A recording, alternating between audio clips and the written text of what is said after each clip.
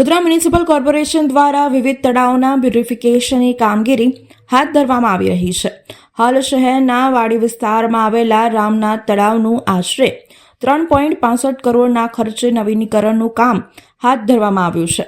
વડોદરા કોર્પોરેશનના વર્ષ 2025-26ની બજેટ બુકમાં પણ જણાવ્યું છે કે મકરપુરા, વેમાલી, કપુરાઈ, ભાયલી અને વાડી વિસ્તારમાં આવેલા રામનાથ તળાવની બ્યુટિફિકેશનની કામગીરી હાથ ધરવામાં આવશે. વડોદરા શહેરના નવનાથ મહાદેવ મંદિર છે, જેમાં 6 મહાદેવ મંદિર એવા છે જ્યાં સ્મશાન જોડાયેલા છે. સાર્વજનિક સ્મશાનની સાથે અહીં તળાવ પણ આવેલા છે. શહેરના વાડી વિસ્તારમાં રામનાથ સ્મશાન પાછળ ગાયકવાડ સરકાર દ્વારા નિર્માણ કરાયેલ લગભગ 200થી વધુ વર્ષ જૂનું તળાવ આવેલું છે, પરંતુ સમય જતાં તે પુરાવા લાગ્યું હતું.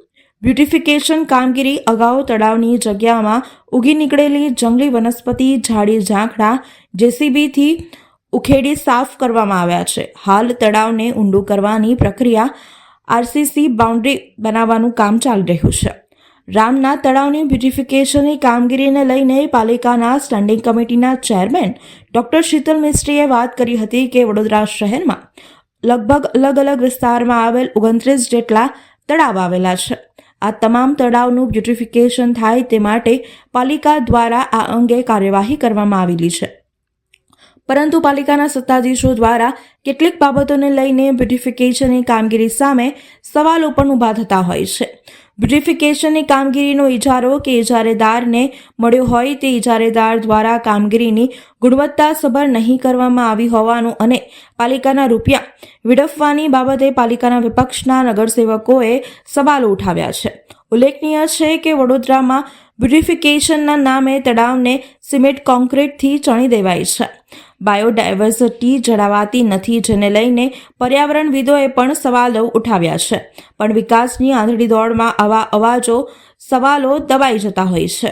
વડોદરા શહેરમાં અસંખ્ય એવા તળાવો છે જે ઐતિહાસિક તળાવમાં આવે છે ને એમાં રામનાથ તળાવ જે નવનાથનું ભોલેનાથનું મંદિર પણ બાજુમાં આવ્યું છે, એનું જે નવુંકરણ કામગીરી કરવામાં આવે છે નવું કરવા માટે, અને વર્ષોથી તમે વડોદરા શહેરમાં એમના જ માનીતાઓ ઇજારદાર, એમના જ કોન્ટ્રાક્ટરો, એમને કામ આપવામાં આવે છે ને હલકી ગુણવત્તાવાળું કામ કરવાના લીધે લોકો એનો ઉપયોગ નહીં કરી શકતા. જે સિદ્ધનાથ તળાવ છે એક જાતની કચરા પેટી બની ગઈ છે, કરોડો રૂપિયા ખર્ચો કર્યા.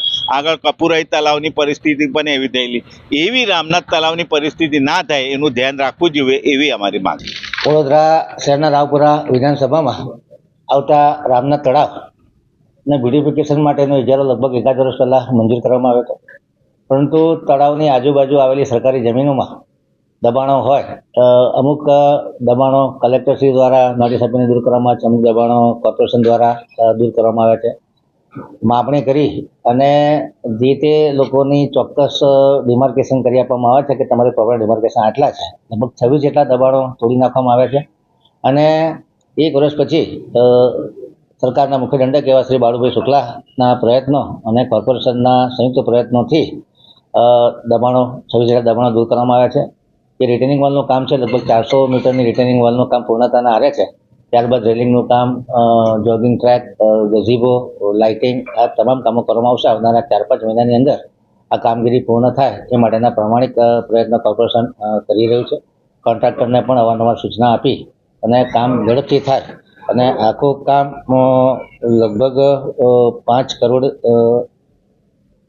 3.58 કરોડ રૂપિયાનું કામ છે અને આ કામગીરી સમયસર પૂરી થાય એ દિશામાં અમે લોકો પ્રયત્ન કરી રહ્યા.